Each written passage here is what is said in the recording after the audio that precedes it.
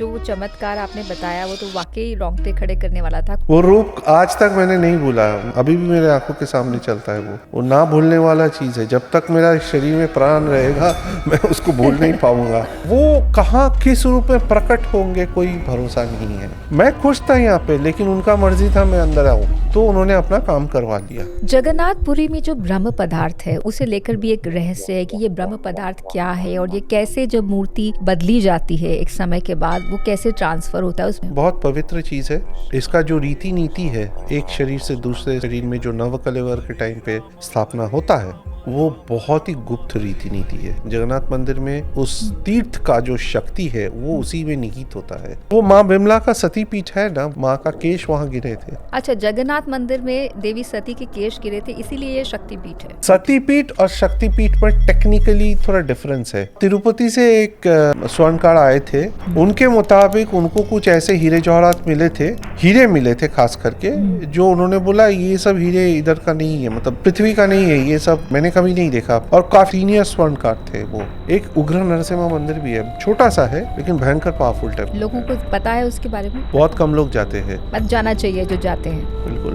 3 मंदिर में जरूर बोलूंगा जाना चाहिए अपनी जीवन काल में इंसान को। उज्जैन महाकाल, पुरी जगन्नाथ, ये 3 जाना चाहिए। यहाँ की ऊर्जा अलग है। ट्रेमेंडस पावरफुल, लिविंग गॉड।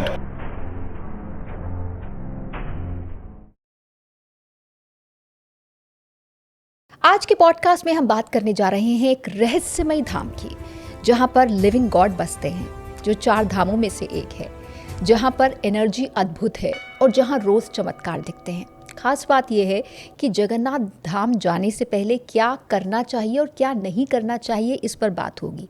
हम डिकोड करेंगे यहाँ के देवी तत्व को, साथ ही देवी सुभद्रा की उपस्थिति यहाँ पर उनके भाई बलराम के साथ क्यों है, जबकि आमतौर पर कृष्ण भगवान तो राधा जी के साथ दिखते हैं।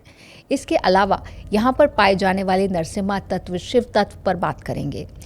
साथ ही सुरंग पर भी बात करेंगे जो कि जगन्नाथ धाम की नीचे डिस्कवर हुई है।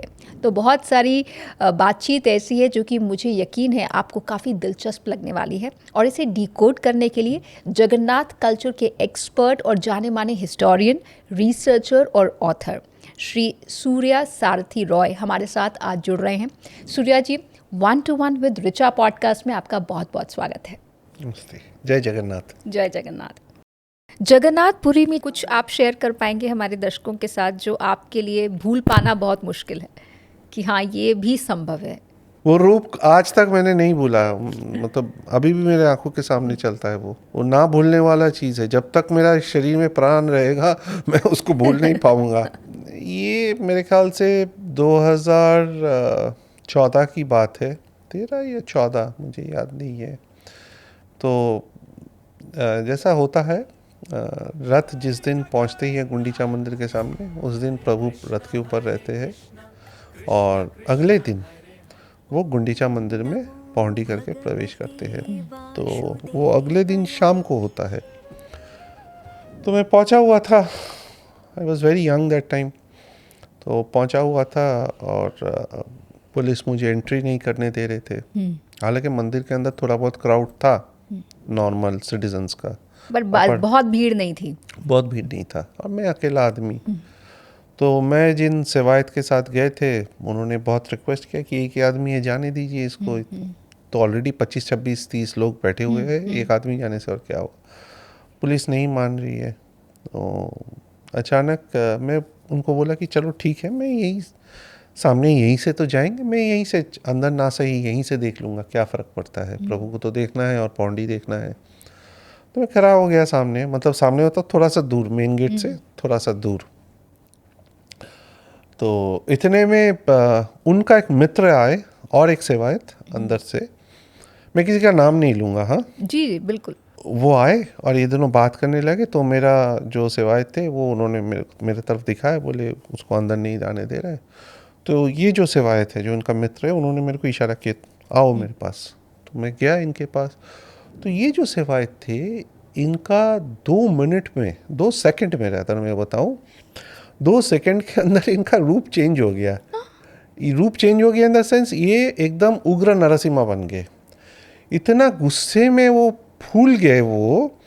मेरे को ही डर लग रहा था कि मेरे लिए इतना गुस्सा क्यों हो रहा है, मैं इधर आके खड़ा हो जाऊंगा, क्या फर्क पड़ता है, देख लूंगा अच्छा, वो प्रभु। दूसरे सिक्योरिटी गार्ड्स पर गुस्सा हो रहे थे। हाँ, कि इधर अंदर तुम लोग पैसा खा के और दूसरे लोगों को बिठा दिया है, एक बच्चा सा लड़का है, इसको अंदर नहीं जाने दे रहे हो, ये भक्त है, इसको क्या प्रॉब्लम है तुम्हें, और एक आदमी छोड़ने में क्या प्रॉब्लम है तुमको, कौन सा सिक्योरिटी इशू है, अब मैं बोल रहा हूँ।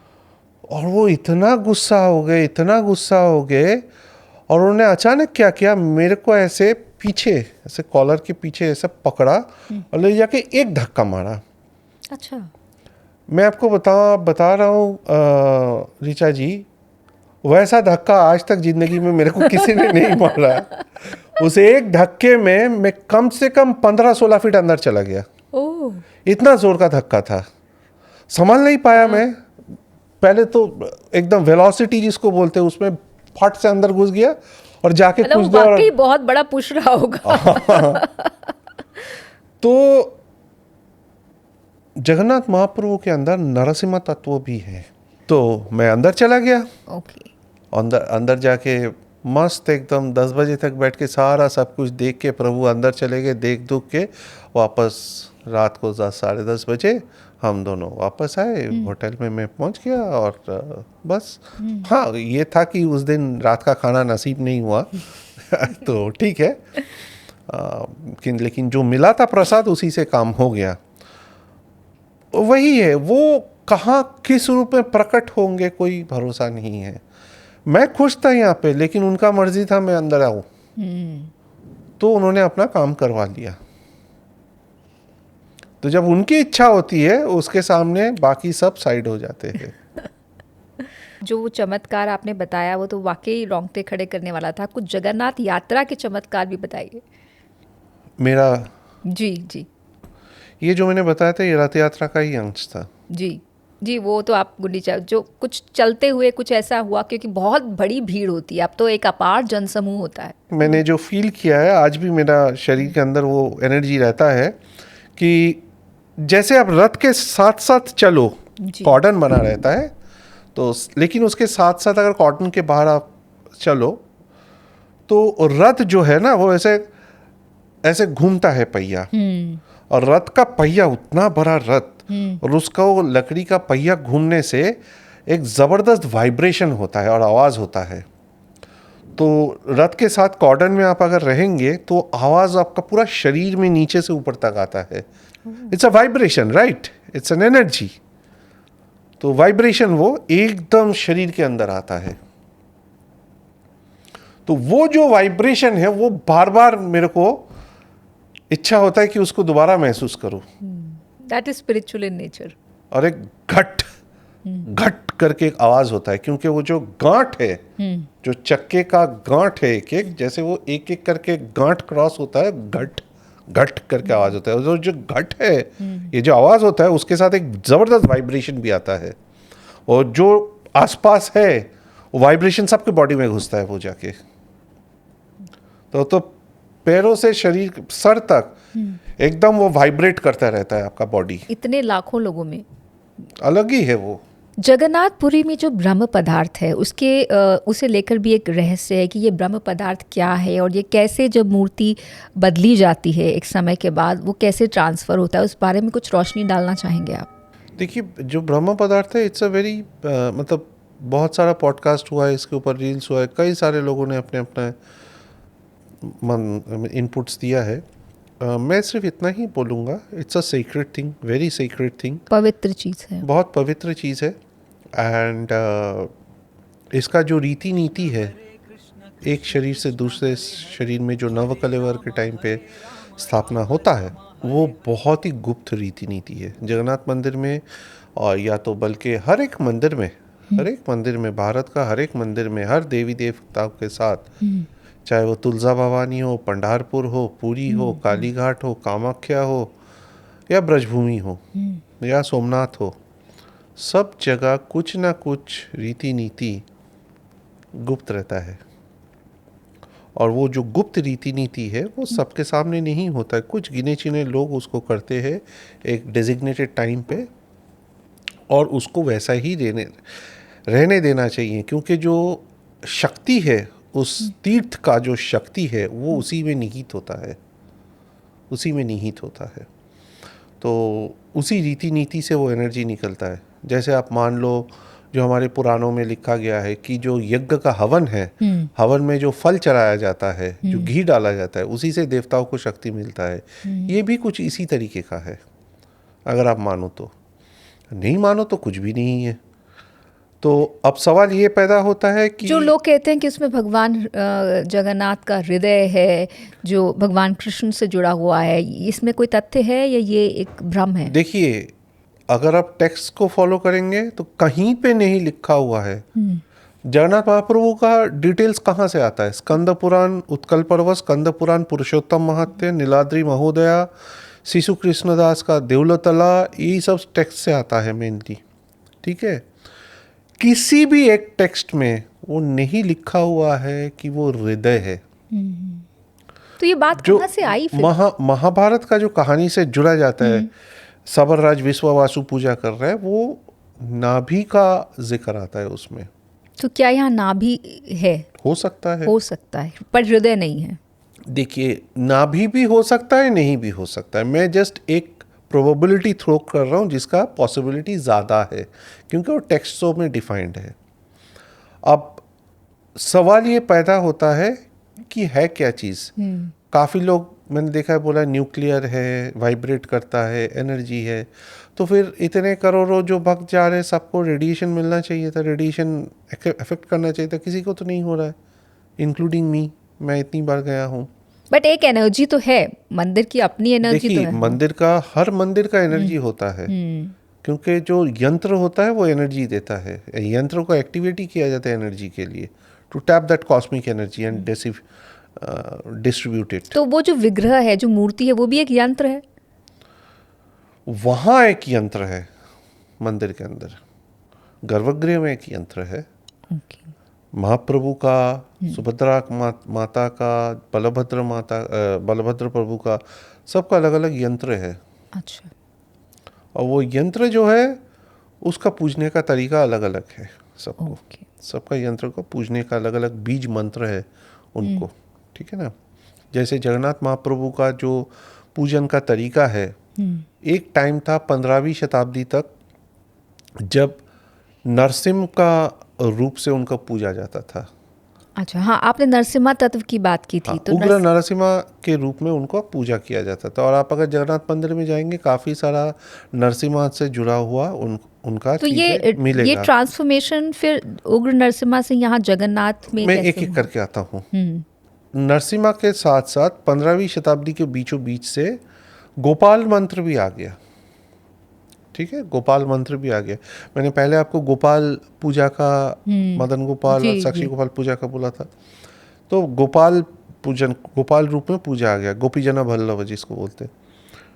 तो धीरे धीरे over a period of time Narasimha मंत्र बंद हो गया, और आज की डेट में जो महाप्रभु का पूजा होता है वो गोपाल मंत्र से ही पूजा होता है। अच्छा। Fully in the form of Krishna. जहाँ तक नरसिम्हा तत्व का सवाल है, नरसिम्हा का रूप जो है जगन्नाथ मंदिर के अंदर मौजूद है गर्भगृह में, सुदर्शन प्रभु के रूप में, सुदर्शन चक्र के रूप में। अच्छा। दोनों का पिंगल वर्ण है, और पुराणों में दिया गया है सुदर्शन और नरसिम्हा का एक ही रूप है, दोनों ही उग्र है। फिर मैंने बताया नरसिम्हा मंत्र में पूजा भी होता था। जब महाराज इंद्रद्युम्न ने, जो पुरानी कहानी है, जब उन्होंने ब्रह्मदेव के साथ यज्ञ किया तो उसमें से उग्र नरसिम्हा प्रकट हुए थे। अच्छा। और उन्होंने ही सारा इंस्ट्रक्शन इनको पास ऑन किया था कि कैसे कैसे क्या क्या होगा। और इसीलिए जो गुंडीचा मंदिर है, गुंडीचा मंदिर के बिल्कुल पीछे एक उग्र नरसिम्हा मंदिर भी है। भयंकर पावरफुल टेम्पल है वो, छोटा सा है लेकिन भयंकर पावरफुल टेम्पल। लोगों को पता है उसके बारे में? नहीं, बहुत कम लोग जाते हैं। बट जाना चाहिए जो जाते हैं। बिल्कुल। जैसे हनुमान जी के बारे में कहा जाता है कि वो आज भी हैं, वो आज भी आते हैं बुलाने पर, या ऐसी लोगों की मान्यता है। तो क्या नरसिम्हा के बारे में भी ऐसी मान्यता है? बिल्कुल है, बिल्कुल है, वो आते हैं, बिल्कुल आते हैं। उसका तो विवरण मैंने खुद दिया आपको एक। जी। मतलब उनका इच्छा सबसे बड़ा होता है। जो जगन्नाथ है, जो ब्रह्मांड के स्वामी है, तुम उसके ऊपर नहीं जा सकते। तुम you are a mere mortal. What are you? You are a mere mortal. बिल्कुल। It's like that. क्यों हम जगन्नाथ को लिविंग गॉड कहते हैं? लिविंग गॉड इसलिए है क्योंकि उसमें हर आज का जो जगन्नाथ महाप्रभु का जो विग्रह है या जगन्नाथ तत्व जो है, उसमें आपको विष्णु तत्व भी मिलेगा, आपको शैव तत्व भी मिलेगा, शक्ति तत्व भी मिलेगा, बौद्ध तत्व भी मिलेगा, जैन तत्व भी मिलेगा, गणपत्य भी मिलेगा, सूर्य तत्व भी मिलेगा। इतने सारे तत्व कैसे? जो विष्णु के पुजारी है जी। वो उनमें श्री कृष्ण का देखते हैं, जो हमने ऑलरेडी इतना डिटेल में डिस्कस किया। जो शैव है वो उसमें भैरव को देखते हैं। भैरव को? हाँ, एक पता भैरव जो पूरा पृथ्वी को। जगन्नाथ में भैरव को देखते हैं। जो शाक्त है, माँ का पुजारी है, देवी का पुजारी है, वो उसमें दक्षिणा काली को देखते हैं। और बलभद्र में देखते हैं उग्र तारा को। सुभद्रा में देखते हैं भुवनेश्वरी को। उग्र तारा कौन है? उग्र तारा बुद्धिस्ट डाइटी भी है। उग्र तारा देवी तारा की मूर्तियां तो हम बुद्धिस्ट ट्रेडिशन में देखते हैं। देवी तारा ही उग्र तारा है। तो आप अगर बोध गया में जाएंगे, बोध गया में भगवान बुद्ध का जो समाधि है, मंदिर, समाधि मंदिर जो है, उसमें आप प्रवेश करने से पहले बाएं तरफ उनका नियम है, अभी मैं पिछले साल ही गया था, नियम है उग्र तारा का दर्शन करके आप अंदर जाइए। अच्छा, आप अगर पूरी टेम्पल का आर्किटेक्चर देखेंगे जगन्नाथ मंदिर में, हाँ, जगन्नाथ बीच में बैठे हुए हैं और उनका लेफ्ट हैंड साइड में उग्र तारा है, मतलब बलभद्र है। और विमला मंदिर जो है, जो देवी का स्वरूप है, वो भी लेफ्ट साइड में ही है, पीछे की तरफ लेफ्ट साइड में है। और देवी विमला को महाप्रसाद पहले दिया जाता है, बाद में भगवान को प्रसाद दिया जाता है। वो महाप्रसाद उनको चढ़ाने के बाद मिलता है। अच्छा, मतलब रूपांतर होता है उसका। मतलब प्रसाद पहले देवी विमला को चढ़ाया जाता है? नहीं नहीं नहीं नहीं नहीं नहीं, भोग जो है जगन्नाथ महाप्रभु और तीनों को दिया जाता है, चारों को जी। और वो जब ग्रहण कर लेते हैं फिर वो प्रसाद बनता है जी। प्रसाद जाता है माँ विमला के पास। माँ विमला के पास जाने के बाद जब माँ विमला पा लेते हैं उसको, तब वो महाप्रसाद बनता है, तब वो वितरित होता है। तब वो वितरित होता है। और माँ विमला का क्या रूप है यहाँ पर? माँ विमला माँ दुर्गा है, योग माया है। योग माया। योग माया तो खैर देवी सुभद्रा भी है, अलग अलग मैनिफेस्टेशंस है। तो ये भी कहा जाता है कि इस इलाके को शक्तिपीठ भी बोला जाता है। वो माँ विमला का सती पीठ है ना, वो माँ का केश वहाँ गिरे थे। अच्छा, जगन्नाथ मंदिर में देवी सती के केश गिरे थे, इसीलिए ये शक्तिपीठ है। सती पीठ है। सतीपीठ। सतीपीठ और शक्तिपीठ पर टेक्निकली थोड़ा डिफरेंस है। हम लोग आज की डेट में क्या किए हैं, सतीपीठ और शक्तिपीठ को सिनोनिमस कर दिया, मतलब एक ही जैसे कर दिया है। कालका जी शक्तिपीठ है, काली घाट भी शक्तिपीठ है, कामाख्या भी शक्तिपीठ है। But there is a difference. अभी अम्बुबाची चल रहा है, कामाख्या माँ कामाख्या का सबसे बड़ा फेस्टिवल। It is a सती पीठ। So what is a सती पीठ? सती पीठ वो जगह है, वो सेक्रेट स्पेस है जहाँ पे माँ सती का अंग गिरा था। और शक्तिपीठ वो है जहाँ पे माँ ने कुछ ना कुछ लीलाएं किया है। अच्छा। सो टेक्निकली सतीपीठ जो है वो शक्तिपीठ है, लेकिन शक्तिपीठ जो है वो सतीपीठ नहीं है। टेक्निकली उसमें डिफरेंस है। ये डिफरेंस है। राइट। तो ये सतीपीठ है, पूरी सतीपीठ है। जाजपुर सतीपीठ है, माँ का नाभि गिरा था वहाँ पे। कामाख्या सतीपीठ है, माँ का योनि गिरा था वहाँ पे। कालीघाट सतीपीठ है, माँ का उंगली गिरा था वहाँ पे। हम दिल्ली में बैठे, ब्रज है, ब्रज और मथुरा हमारे सामने है। ब्रज माता कत्यायनी मंदिर सतीपीठ है। कुरुक्षेत्र भद्रकाली सतीपीठ है। और दिल्ली में कालका देवी शक्तिपीठ है। माँ चामुंडा वहाँ रक्तबीज को वध करने के बाद वहाँ विश्राम किए थे। तो किसकी ज़्यादा इम्पोर्टेंस या महत्व है, सतीपीठ या शक्तिपीठ? दोनों का इम्पोर्टेंस है। माँ तो माँ ही होता है, माँ तो माँ ही होता है। हर क्षेत्र का ऊर्जा एक ही होता है, अलग कुछ नहीं होता। आप क्योंकि पूरी अनगिनत बार गए हैं, कोई एक ऐसी भ्रांति जो लोगों को जगन्नाथ धाम के बारे में है? देखिए, मैंने मतलब कई सारे जो पॉडकास्ट इससे पहले शूट किया, उसमें कई मतलब लोगों ने कई बार मुझसे पूछा है कि ये जो मिथ्स और लेजेंड्स है, जिसका साइंस के पास कोई साइंस जवाब के पास कोई जवाब नहीं। देख, मैंने पहले भी बोला है, कुछ इनमें से ठीक है, कुछ हाँ है जिसका मुझे भी अभी तक उत्तर नहीं जैसे मिला कि है। ध्वज का है, मंदिर में समुंदर का आवाज़ नहीं आना, है ना, परछाई ना देख पाना, ये तीन चीज़ है जो मैंने देखा है कि हाँ वाकई इसका कोई जवाब नहीं है।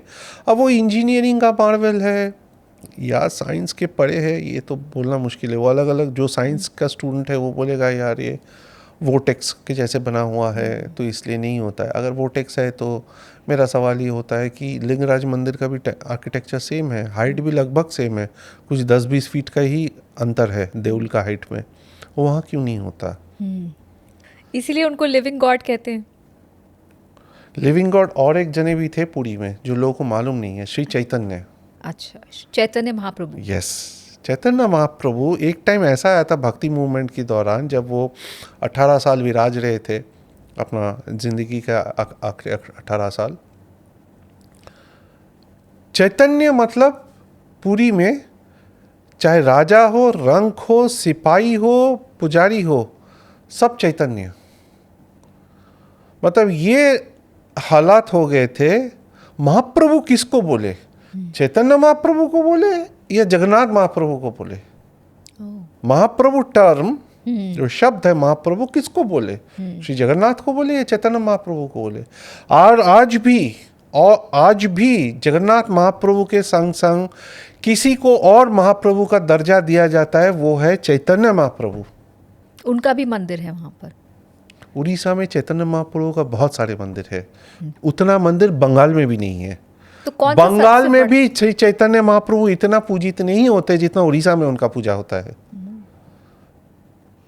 और वो इंसान ऐसे थे जी, उन्हीं के बदौलत आज जो जगन्नाथ तत्व का इतना प्रसार हुआ है, इसका पिता वो है।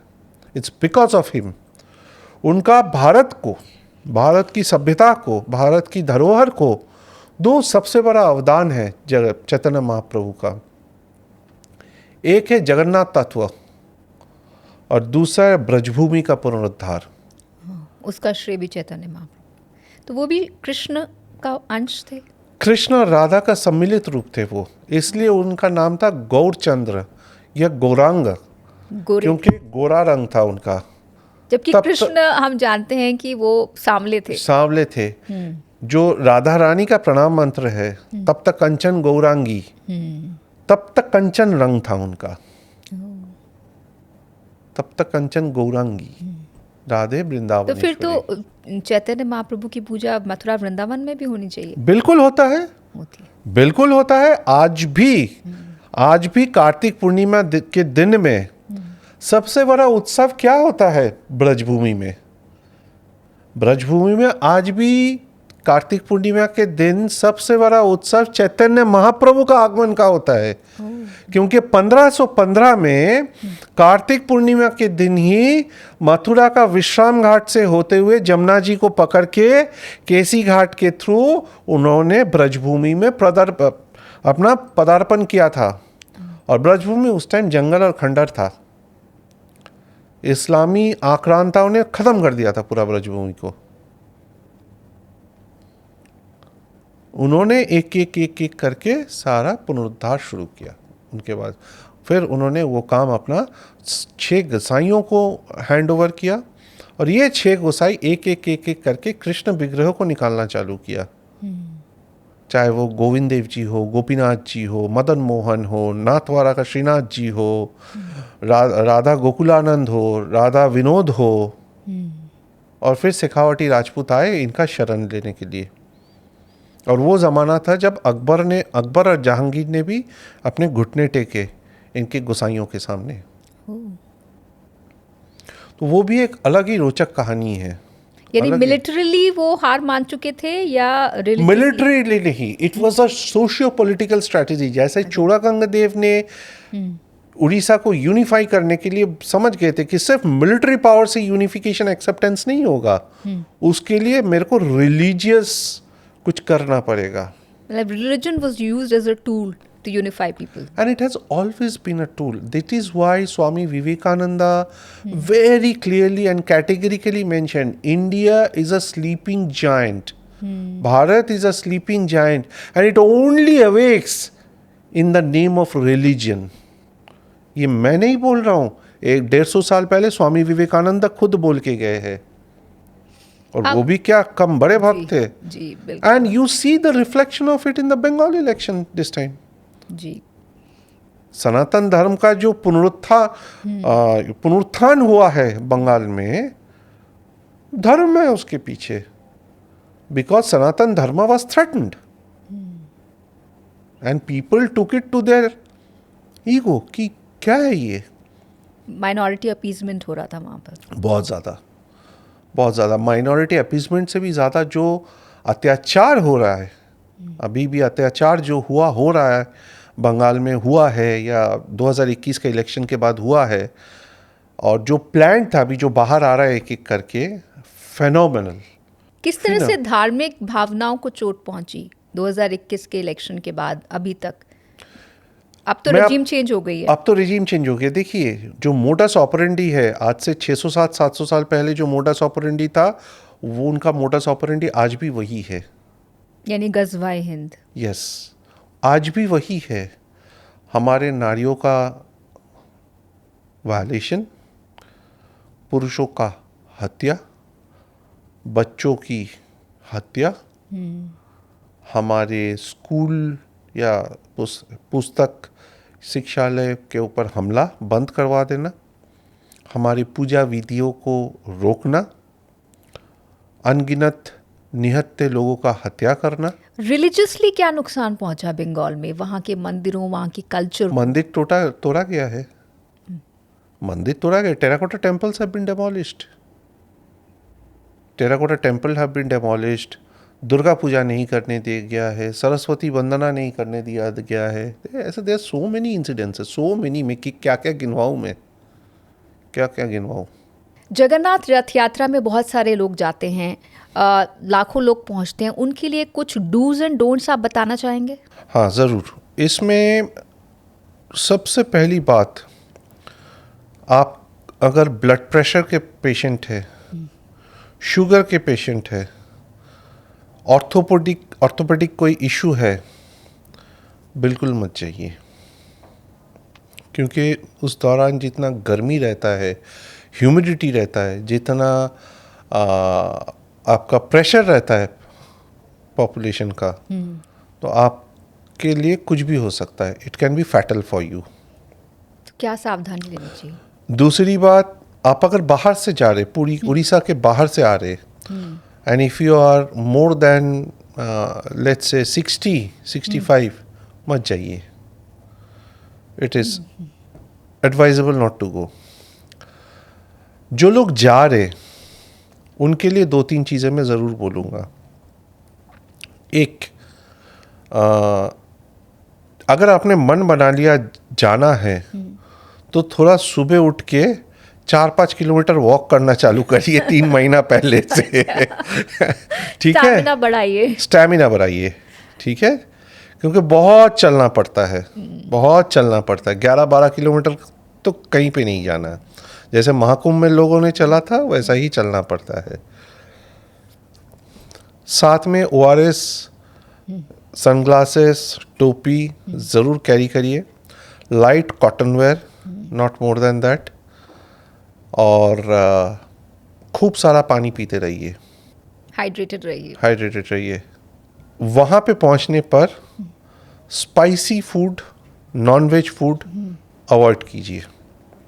Have vegetarian, light vegetarian foods, so that वो इजीली पचन हो जाए, आसानी से पचन होए, एंड आप फिजिकली फिट रहे. जगन्नाथ धाम में जो लोग आमतौर पर जाते हैं, उन्हें क्या एक चीज़ है जो नहीं करनी चाहिए बिल्कुल भी धाम में जाकर? Don't drink alcohol. मैं नॉन वेज की उसमें नहीं जाऊंगा, बट वो अलग अलग फूड हैबिट्स, अलग अलग रीजन के लोग आते हैं वहाँ पे, तो हो सकता है फ़िश किसी के लिए स्टेपल डाइट हो, एग किसी के लिए स्टेपल डाइट हो, किसी के लिए ना हो। बट हाँ, इतना ज़रूर बोलूँगा कि अगर मंदिर में दर्शन के लिए जा रहे हैं, नॉनवेज फूड अवॉइड करिए, नॉनवेज ना जी, खा के जाए। कुछ लोगों का ये भी मानना है कि बहुत कमर्शलाइज हो गया है, वहाँ पंडित परेशान करते हैं पैसों को लेकर। कुछ देखिए, हिस्टोरिकली अगर मैं देखूँ, हाँ, पूरी जगन्नाथ मंदिर का पांडाव का ये थोड़ा बदनाम था कि वो लोग परेशान करते हैं, और मैं ये भी नहीं बोलूँगा कि आज की डेट में वो पूरी तरीके से ख़त्म हो गया है। क्या हाँ, कम हुआ है? पहले से बहुत कम हो गया है। इफ़ आई सी, मुझे जो फेस करना पड़ता था 2010 में, मेरे को खैर कभी उतना फेस करना पड़ा नहीं है, टचवुड, पर 2010 में जो सिचुएशन में देखता था और आज की जो सिचुएशन में देखता हूँ, उसमें ज़मीन आसमान का अंतर है।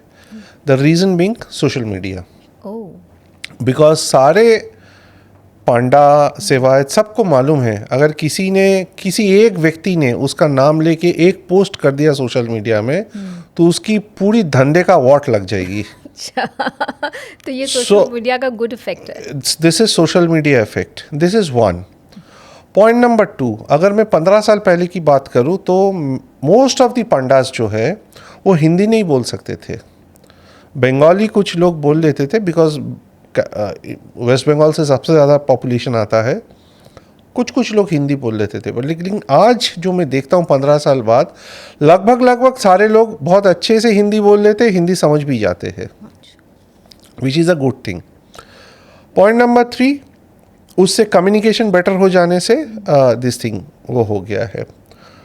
पॉइंट नंबर 3, मैं लोगों को इतना ही बोलूँगा कि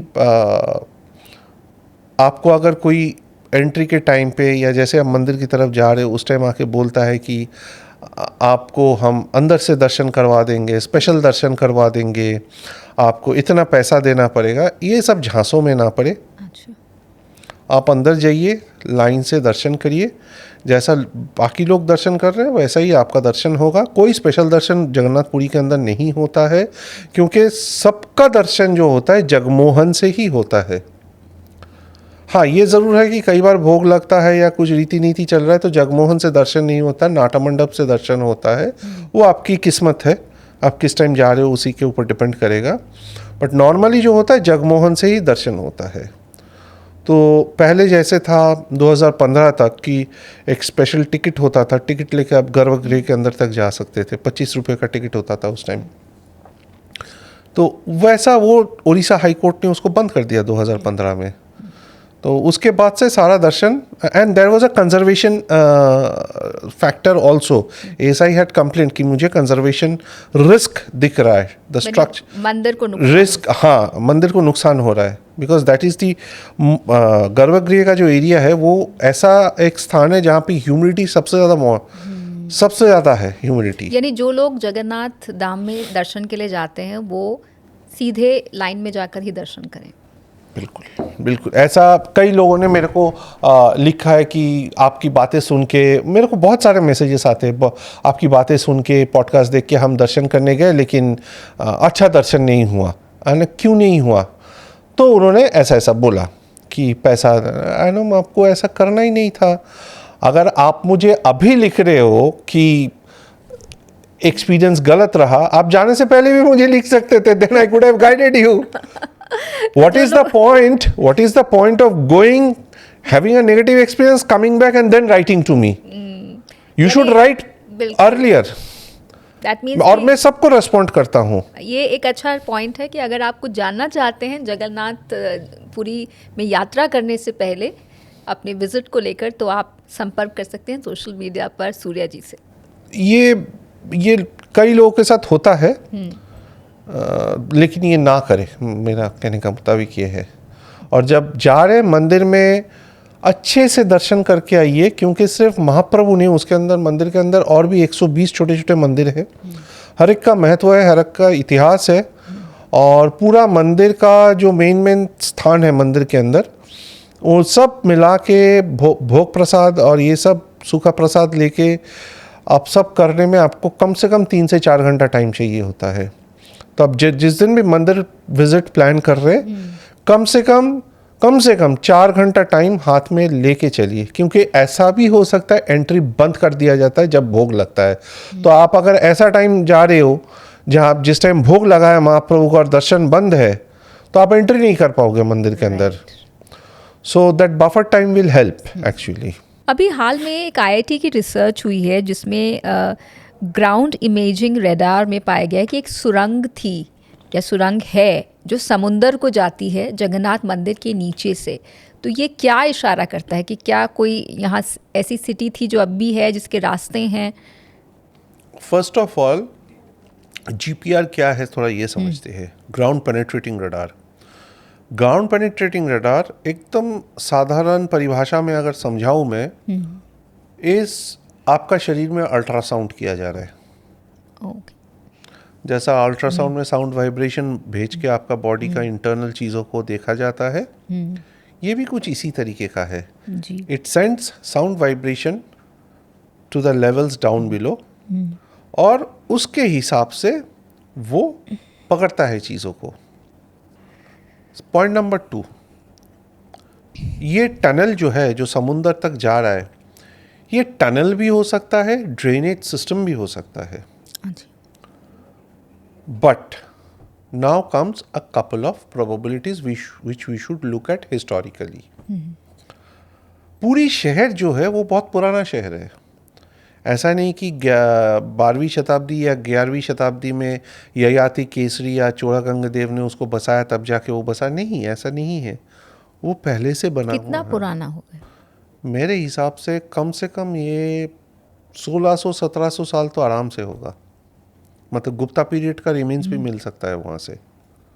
अगर खनन हुआ, पुरातात्विक खनन हुआ, तो वो गुप्ता पीरियड का रिमेन्स निकलेगा। I am very confident on that. Point number 2, आप अगर मंदिर का उस शहर का आर्किटेक्चर देखेंगे और मंदिर परिसर का आर्किटेक्चर देखेंगे, मंदिर है पहाड़ के ऊपर और उसका चारों तरफ मठे बने हुए हैं, और उनके 3-4 किलोमीटर दायरे के अंदर पंचशंभु मंदिर है जो पंच पांडव को दर्शाते हैं। अच्छा। अगर जगन्नाथ महाप्रभु कृष्ण है तो ये 5 पांडव है, 5 पांडव। कृष्ण जहाँ है 5 पांडव भी वहाँ रहेगा। तो ये 5 पांडव जो है कौन कौन है? जमेश्वर महादेव युधिष्ठिर, लोकनाथ महादेव भीम, जो रत्न भंडार का भी रक्षक है जगन्नाथ महाप्रभु का, मार्कंडेश्वर महादेव महर्षि मार्कंडे जो मार्कंडे पुराण लिखे थे वही मार्कंडेश्वर महादेव, अर्जुन, कपाल मोचन महादेव नकुल, और सहदेव का है, मैं भूल जाता हूँ ये, कपाल मोचन और नीलकंठेश्वर महादेव। लेकिन ये सारे मंदिर जो है सब ग्राउंड लेवल से नीचे है। अच्छा। हाँ, और नीचे बोले तो बहुत नीचे है। वहाँ लोग जा सकते हैं? हाँ, बिल्कुल जा सकते हैं। और उसको देख के आपको बिल्कुल कैलाश टेम्पल का याद आ जाएगा। जैसे कैलाश टेम्पल ऊपर से पत्थर कट के बनाया गया है, तो आज की डेट में ग्राउंड लेवल से नीचे है और आपको ऊपर से जूमिंग इफेक्ट मिलता है कि बना हुआ है मंदिर। ये मंदिर भी सारे ऐसे ही है, most of them except Loknath जो ज़्यादा नीचे नहीं है, लेकिन है नीचे थोड़ा सा। और मठे जो है इनमें मेरा फील्ड स्टडी के दौरान, फील्ड वर्क के दौरान मैंने कई सारे मठों में सुरंग देखा है। मैंने खुद देखा है। आई कैन कॉन्फिडेंटली से इट ऑन कैमरा। और ये सब सुरंग उन्हीं का मठाधीशों ने मुझे कंफर्म किया था, ये सारे सुरंग जगन्नाथ मंदिर से जुड़े हुए हैं। ओके। तो क्या ये सिक्योरिटी एक टाइम था जब ये सुरंग यूज होता था आने जाने के लिए। यस। तो क्या ये सिक्योरिटी पर्पस के लिए भी हो सकता है? Both security and exit. Security जो वहाँ रत्न भंडार की आपने बात की, वो कितना बड़ा है? उसके बारे में भी बड़ी अटकलें हैं कि ये क्या कुछ एक चीज को खत्म कर ले, शुड नॉट जंप। तो ये जो दिस इज वन एस्पेक्ट। दूसरा, अगर हम शिल्प कला को देखें और पुराने जो हमारे शहर है जो नदियों के किनारे बसता है या आप मान लीजिए समुंदर किनारे बसता है, इन सब का ड्रेनेज सिस्टम्स जो था हमेशा इधर ही जाता था, सी में या रिवर्स में ही जाता था। हाँ, इंडस्ट्रियल वेस्ट उस टाइम नहीं होता था तो इतना प्रॉब्लम नहीं था, बट जाता था। That is why India, ancient India also use to have a lot of cholera epidemics. It is primarily because of that. तो ये भी एक पॉसिबिलिटी है कि वो एक ड्रेनेज सिस्टम था, ये भी एक पॉसिबिलिटी है। बट इन ये सब जो थियोरीज, प्रोबेबिलिटीज, मॉडल्स मैंने डिस्कस किया, ये सब का सही आंकलन तभी हो सकता है जब एक्चुअल एक्सकेवेशन होगा, जो होना चाहिए, जो उड़ीसा स्टेट गवर्नमेंट और एएसआई से मिलके, स्टेट आर्कियोलॉजी को मिलके होना चाहिए। तो जब एक्चुअल एक्सकेवेशन होगा तभी जाके वो उसका सही मायने में क्लियर होगा। और इसका निदर्शन आप एकाम्र क्षेत्र में, ओल्ड सिटी ऑफ भुवनेश्वर में देख सकते हैं। वहाँ पे the state government wanted to demolish, वहाँ पे भी जीपीआर हुआ, जीपीआर में स्ट्रक्चर्स निकला, और जब एएसआई ने खनन किया उसमें से सुखसारी टेम्पल निकला है। सुखसारी टेम्पल में अभी भी एएसआई काम कर रही है। सुखसारी टेम्पल में क्या है, कुछ बता? माता का मंदिर है, भौमाकरा पीरियड का, 6वीं शताब्दी का मंदिर है वो। तो वो एक ओल्ड सिविलाइजेशन भी है। बिल्कुल, शहर है, ओल्ड सिटी ऑफ भुवनेश्वर शहर है वहाँ पे। अब वो उसको आप इतना डिगिंग कर नहीं सकते हो बिकॉज जनबस्ती है अभी। The present colonies are on that, तो लोगों का मकान तोड़ना पड़ेगा आपको। Right. This is a problem with many cities of India. Brajbhoomi में भी जाएंगे आपको वही प्रॉब्लम मिलेगा, कुरुक्षेत्र में जाएंगे आपको वही प्रॉब्लम मिलेगा, even for that matter in Mewar और जयपुर, ये मिलेगा आपको, ऐसा है। हम रत्न भंडार पर भी बात कर रहे थे। देखिए, रत्न भंडार जो है, जब अनंतवर्मन चोरागंगादेव ने मंदिर बनाया था तब ये रत्न भंडार का प्रतिष्ठा हुआ था। ठीक है, स्ट्रक्चरली जो रत्न भंडार है उसका 3 हिस्सा है। भीतर भंडार जो मेन ट्रेजरी है, जहाँ से हीरे जवाहरात, सोना, गहना जो भी है वो कभी नहीं निकाला जाता, बट उसकी निगरानी होती है। बिल्कुल बिल्कुल। वो एकदम आपका, जिसको बोलते हैं हमारी बैंक्स में जो वॉल्ट्स होते हैं, सिक्योरिटी वॉल्ट्स या लॉकर, वो वैसा है। ओके, तो ये कितना बड़ा होगा साइज में? किसी को नहीं पता, कोई नहीं जा सकता वहाँ। मालूम है, टेम्पल एडमिनिस्ट्रेशन को मालूम है, एएसआई को मालूम है, but that is not to be divulged in public right domain.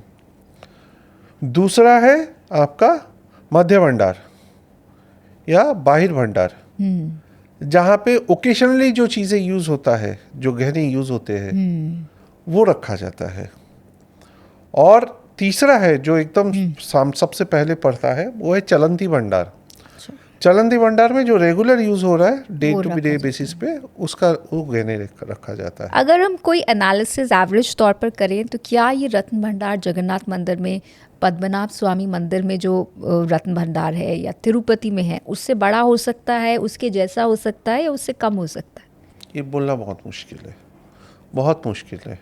क्योंकि देखिए, सही मायने में जो रत्न भंडार का आंकलन है, वैल्यूएशन जिसको हम बोलते हैं, आज तक नहीं हो पाया। Currently it is going on, रथ यात्रा के दौरान भी होगा, ठीक है ना। और ये चीज़ हो रहा है लगभग सही आंकलन अगर मैं करूँ तो 1805 में, जब अंग्रेज़ 1803 में कब्जा लिया मंदिर का, पूरी में एंट्री किया, पूरे एडमिनिस्ट्रेशन पूरा अपने हाथों में लिया अंग्रेज। तो क्या उससे कुछ उन्होंने नुकसान भी किया? नहीं, कोई नुकसान नहीं हुआ। They were very sensitive about it, they were very particular. तो और करेंगे क्यों? पिलग्रिम टैक्स उठा रहे थे वो, पिलग्रिम टैक्स ले रहे थे वो, जिजिया तब भी जारी था, तो वो क्यों उसको छेड़ेंगे? तो जब उन्होंने अपने हाथ में लिया इन 1805, उन्होंने फर्स्ट टाइम काउंटिंग करवाया। That is the first recorded counting that we get 1805 में। Is it the only counting या उसके बाद भी हुआ है? उसके बाद हुआ है, but that was the first in modern times, in last 300 years of history. ठीक है, तो पूरी कलेक्टर जो थे चार्ल्स ग्रोम, उनके अंडर, उनकी निगरानी में हुआ ये। वो था सबसे ज़्यादा डिटेल काउंटिंग। उसके बाद अब हो रहा है जो 2024 से हो रहा है। अच्छा, 2024 से काउंटिंग अभी जारी है? क्योंकि 2024 के दौरान उन्होंने सारे गहने, रत्न भंडार के जितने भी मटेरियल है, इन्वेंट्री है, उसको बाहर निकाला, इनको इंस्पेक्शन किया कोर्ट के ऑर्डर के मुताबिक, फिर उनका कंजर्वेशन किया, और फिर अब गहनों का काउंटिंग और इवैल्यूएशन हो रहा है, और फिर उसके बाद उनको रखा जाएगा अंदर। तो अब ये और क्योंकि ये लंबा भंडार का हालत बहुत ख़राब था, कंजर्वेशन वाज एब्सोल्युटली नेसेसरी। वो एएसआई ने एंडोस्कोपिक कैमरास भेज के उसका सारा चीज़ों को आइडेंटिफाई किया, कहाँ कहाँ क्या क्या होना है। उसमें किस तरह की चीज़ें हो सकती हैं, कुछ इस बारे में भी आइडिया है? मतलब गहने गहनों के अलावा गहने ही है, गहने ही हैं। गहने ही है, because there are records, inscriptions available, there are epigraphic records कि कौन सा राजा ने। कुछ ये भी कहा गया है कि कुछ बाहर की चीज़ें भी हैं जो पहले नहीं देखी गई हैं। हाँ, ये एक्चुअली क्या है, 1978 में जब लास्ट काउंटिंग हुआ था 46 इयर्स बैक, तब तिरुपति से एक स्वर्णकार आए थे। उनके मुताबिक उनको कुछ ऐसे हीरे जवाहरात मिले थे, हीरे मिले थे खास करके, जो उन्होंने बोला ये सब हीरे इधर का नहीं है, मतलब पृथ्वी का नहीं है, ये सब मैंने कभी नहीं देखा अपने। और काफ़ी सीनियर स्वर्णकार थे वो, तो उन्होंने बोला इनका आंकलन मेरे लिए पॉसिबल नहीं है, so they were not evaluated at that time. मतलब कि वो किसी और ग्रह के थे। हाँ बिल्कुल हो सकता है, बिल्कुल हो सकता है किसी और ग्रह से आया था। ओके। या पॉसिबल, क्वाइट पॉसिबल। बट वो आदमी आंकलन नहीं कर पाया because he said I have never seen this kind of diamonds. अब कुछ रैपिड फायर क्वेश्चंस मैं आपसे करना चाहती हूँ। एक मंदिर जो कि हर भारतीय को ज़रूर देखना चाहिए, जाना चाहिए, एक्सपीरियंस करना चाहिए। मंदिर सारे कुछ एक जो आपको लगता है कि ये तो मस्ट विजिट है। कैसे बोलूँ, हर एक मंदिर का अलग अलग तत्व है, अलग अलग ऊर्जा है, और हर एक मंदिर अपने आप में अनोखा है। किसके छोड़ को किसको छोड़ के कहाँ किसको सबसे ज़्यादा एनर्जी या चेंजेस या पावर महसूस होती है? 3 मंदिर में ज़रूर बोलूँगा जाना चाहिए अपनी जी। जीवन काल में इंसान को। उज्जैन महाकाल, पुरी जगन्नाथ, कामाख्या, ये 3 जाना चाहिए। ये 3 जाना चाहिए। यहाँ की ऊर्जा अलग है। अलग, ट्रेमेंडस powerful, living, the living God, living God. Living God. जबकि कामाख्या में तो मूर्ति नहीं है, लेकिन वहाँ पर योनि की पूजा होती है, लेकिन वहाँ की एनर्जी अलग स्तर की है। सबसे अंडररेटेड ऐतिहासिक शहर भारत में, हिस्टोरिकल सिटी जिसे बहुत अंडररेट किया जाता है, जिसके बारे में लोगों को पता नहीं है। मथुरा एंड उज्जैन। मथुरा में तो बहुत लोग जाते हैं, लेकिन अंडररेटेड क्यों है? मथुरा कहाँ जाते हैं? मथुरा देखने के लिए वो तो विश्राम घाट और अपना जन्मभूमि देख के वापस आ जाते हैं। तो क्या देखना चाहिए मथुरा में जो नहीं देखते लोग? मथुरा म्यूजियम जाइए। अगर कृष्ण को जानना है, कृष्ण जन्मभूमि को समझना है, तो मथुरा म्यूजियम जाइए।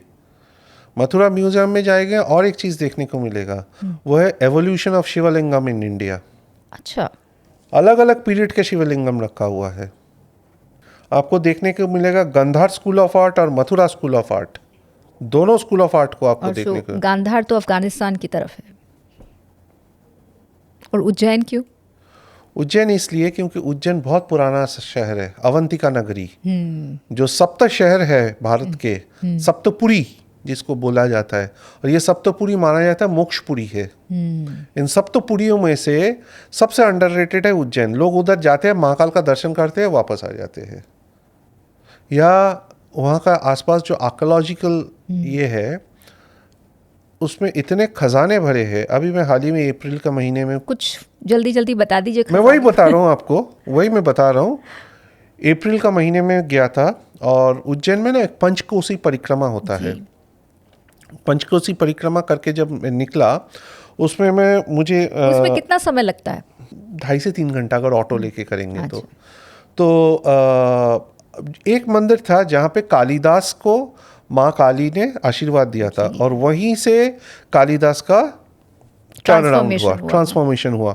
वहीं से बैठ के वो रघुवंशम का सृष्टि किया था उन्होंने जी। वो माँ का मंदिर का नाम मुझे याद नहीं आ रहा है। वहाँ पे मैंने देखा लिखा हुआ है कि ये हर्षवर्धन का ज़माने का मंदिर है, although the structure is not that old. ठीक है ना। अब हर्षवर्धन मतलब 7वीं शताब्दी, 7वीं शताब्दी मतलब सीधा 1400 साल पुराना मंदिर है, साइट है बेसिकली। ठीक है ना, उससे पहले का ही है, लेकिन they have been able to identify till 1400 years. वहाँ पे मुझे हीरो स्टोन मिले।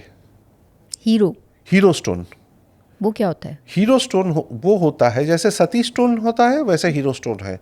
किसी वीर ने जिसने अपना बलिदान दिया है युद्ध में, या बहुत बड़ा अवदान रखा है किसी युद्ध में, उनके याद में एक अच्छा। पत्थर में उनका कारीगरी बना के, उसका इमेज बना के, वो सब वो जो युद्ध था उसका थोड़ा सा वर्णन जानकारी करके, देते हैं। जानकारी देके वो पत्थर बनाया जाता है। मुझे हीरो स्टोन मिला कई सारे, और वो देख के मैं हैरान हो गया। और ऊपर से सरकार एमपी स्टेट आर्कियोलॉजी ने ही बोर्ड लगा रखा है कि this temple was build by Harsha. So Harshavardhan जो बौद्ध की तरफ चले गए थे, हालांकि वो पुष्यवती डायनेस्टी के थे, उन्होंने एक शाक्त मंदिर का प्रतिष्ठा किया उधर, और उसमें ये हीरो स्टोन भी लगा हुआ है। बट अनफॉर्चुनेटली ये था, उसमें इतने सारे सिंदूर लेपापूती हो रखा है, जैसे भारत में हर जगह मिलता है, गांव वाले आके लपेट देते हैं उसको सिंदूर में। हाँ, कहीं पे वो सतीश हीरो स्टोन को हनुमान जी बन जाता है वो, है ना। अभी एक बड़ा मज़ेदार घटना बताता हूँ आपको। पुरी में मैंने सुना एक चोड़ागंगा देव का मंदिर है, ठीक है, चुरंगा साही बोल के एक जगह है। तो वहाँ गया, वो अखाड़ा में वो विग्रह रखा हुआ है, वो चोड़ागंगा देव का विग्रह का मैंने दर्शन किया। और अभी मैं रिसर्च करते करते मुझे पता चल रहा है कि उस चोड़ागंगा देव का विग्रह को ये लोग पूजा करते थे श्री राम के रूप में। अच्छा। पिछले 500 साल से। और चुरंगा साही जो है, वो चोड़ागंगा देव ने जब वो जगन्नाथ मंदिर का प्रतिष्ठा किया था और पूरी शहर को पूर्ण रूप से स्थापना किया था, वो रास्ता या वो शाही जिसको बोलते हैं, वो उन्होंने अपने नाम से रखा था, चुरंगा साही। और वहाँ पे उन्होंने देवदासी या महारी डांसर्स को श्रीकाकुलम से लाके बसाए थे। वो शाही बनाया था देवदासियों को या महारी डांसर्स को उनका रहने के लिए। एक ऐसी किंगडम या राजा जिसे भुला दिया गया, जिस पर नेटफ्लिक्स सीरीज बन सकती है, बहुत अच्छी। लंगूला नरसिम्हा देवा, ओडिशा में। गजपति कपिलेंद्र देवा, अनंत वर्मन चोड़ागंगा देव, भानु देवा, बहुत है। ये किस रीजन से है? Maharana Raj Singh, Kharavela, Shashank, okay. The great Kachhwaha king Man Singh. कम है हमारे भारत में ऐसे, तो मतलब महारथी भरे पड़े हैं। ऐसा कौन सा हिस्टोरिकल इवेंट है जिसने भारत को बदल दिया, लेकिन भारतीयों को उसके बारे में ज़्यादा जानकारी नहीं है, स्कूलों में इसकी चर्चा नहीं होती? ऐसा कुछ है जो आपको लगता है कि बहुत मिसिंग है? रीसेंट टाइम्स में ऐसे तो बहुत है, पर अगर रीसेंट टाइम्स में मैं देखूं तो थर्ड बैटल ऑफ पानीपत और स्टडी करना चाहिए हर भारत के स्कूल में। इसके बारे में और जानकारी बच्चों को देना चाहिए। जिस तरीके से मराठा फौज लड़ी थी, जिन हालातों का सामना करता हुआ मराठा फौज लड़े थे, हिंदवी स्वराज, और हालांकि उनका पैक्ट था दिल्ली के मुग़ल बादशाह के साथ कि मुग़ल बादशाह के लिए वो लड़ेंगे, बट फिर भी जो बलिदान उन्होंने दिया है उसके बारे में पढ़ाना चाहिए, क्योंकि वो एक ऐसा युद्ध था जो मराठा इतने कमज़ोर होने के बावजूद भी जीतते हार गए अब्दाली के स्ट्रेटजी के सामने, और पूरा भारत का टर्न अराउंड हो गया वहाँ से। क्योंकि मराठा अगर उस युद्ध को नहीं हारते तो भारत में अफगान रूल कभी नहीं वर्चस्व आगे, या उनका आगे नहीं बढ़ पाता अफगान रूल। मुगल तो खैर ख़त्म ही थे, और अंग्रेज़ भी शायद एंट्री ना ला पाते अगर मराठा सफल हो जाते। मराठाओं पर कई मूवीज़ बनी हैं, हाल में भी छावा आई, उससे पहले बाजीराव मस्तानी आई। आपको लगता है कि मराठा एम्पायर का सही तरीके से वहाँ पर उन्हें दर्शाया गया है? नहीं, Chhaava is okay, technically Chhaava I would say 90-95% is accurate है, but Bajirao Mastani was far from the truth. Bajirao Mastani में ट्रुथ नहीं है? बाजीराव मस्तानी में फार फ्रॉम द ट्रूथ जब मैं बोलता हूँ तब कुछ कुछ कैरेक्टर्स को बहुत गलत तरीके से दिखाया गया है। जैसे सबसे बड़ा चीज़ जो है, जो काशीबाई, बाजीराव का फर्स्ट जो वाइफ, फर्स्ट 5 जो कि प्रियंका चोपड़ा ने निभाया था, राइट। उनकी अब वर्णना पढ़ोगे इतिहास की किताबों में, क्या I mean she was no less than Ahilyabai Holkar. She was such a pious lady. पूरा शनिवार वाड़ा में अगर कोई एक शख्स था जो मस्तानी को सपोर्ट करता था, वो थी काशीबाई। यानी अपनी सौतन को सपोर्ट करती थी। जी। और ऐसा क्यों? और सबसे मजे की बात, मस्तानी की शरीर छोड़ने के बाद, देहांत के बाद, कृष्णा राव आका शमशेर बहादुर को पराया, पालपोस के बड़ा किया, अस्त्रों से सुसज्जित किया, मतलब ट्रेनिंग दिया, मिलिट्री ट्रेनिंग दिया, स्टेप सन को, और इतना काबिल बनाया। पूरा उनका आधा दिन उनका शनिवार वाड़ा में जो लाइब्रेरी था उसमें काटता था। She was a very learned lady, a scholar in her self. और उसको क्या बना दिया बॉलीवुड ने? टिपिकल एकता कपूर का सीरियल का सौतन। और दर्शकों को मैं बताना चाहता हूँ, ये जो कृष्णा राव है, इनको भी दिखाने गया, वो बच्चा करके उसको छोड़ दिया, वहीं पे मूवी खत्म हो गई। But when he grew up, one of the best swordsman that Bajirao, Peshwa Nana Sahib के पास जो था, वो थे Krishna Rao, one of his best commanders. इनके पास पानीपत का, थर्ड बैटल ऑफ पानीपत में 3000 घुड़सवार का कमांडर थे ये।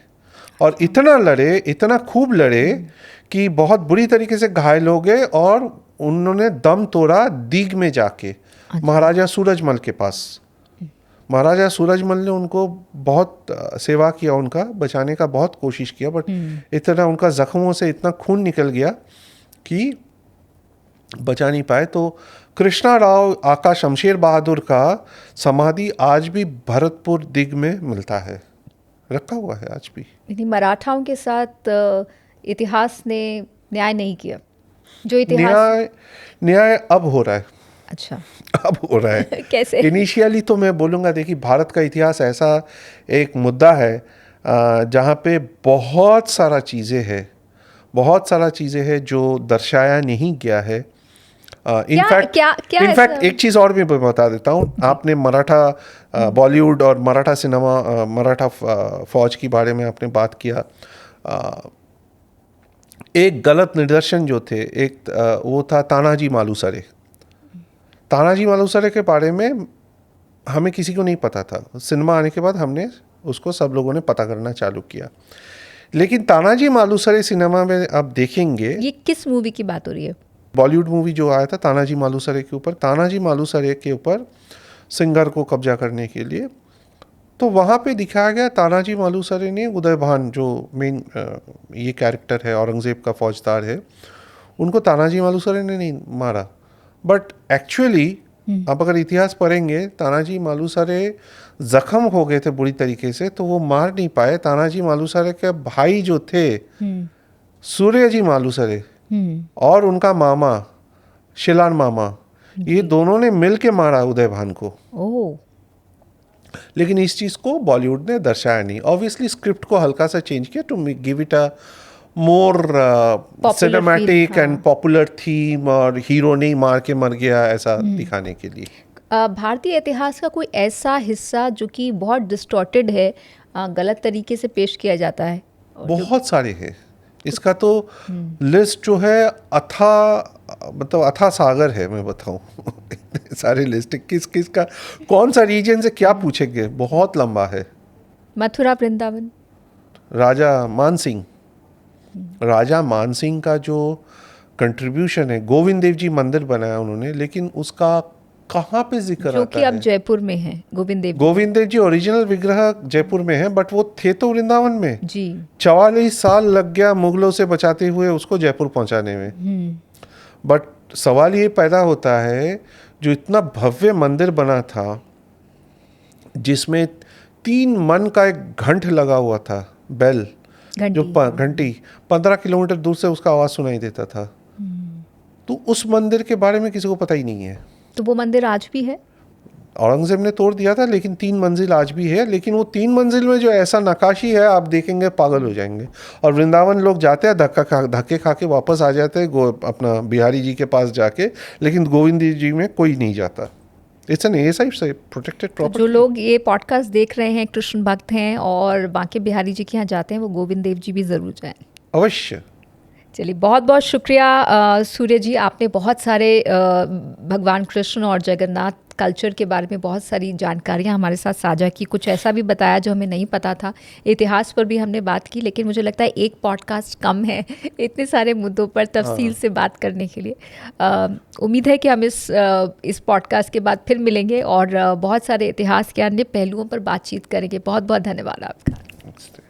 मुझे एक बड़ी दिलचस्प बात आपके साथ शेयर करनी है। हमारे जितने भी व्यूअर्स हैं, उनमें से ज़्यादातर 97% व्यूअर्स ने अभी तक हमें सब्सक्राइब नहीं किया है। और अगर आप हमें सब्सक्राइब करेंगे तो इससे हमारी हिम्मत और हौसला और बढ़ेगा आपके लिए और अच्छा और बेहतरीन कंटेंट बनाने में। So please share, like and do subscribe. Thank you so much.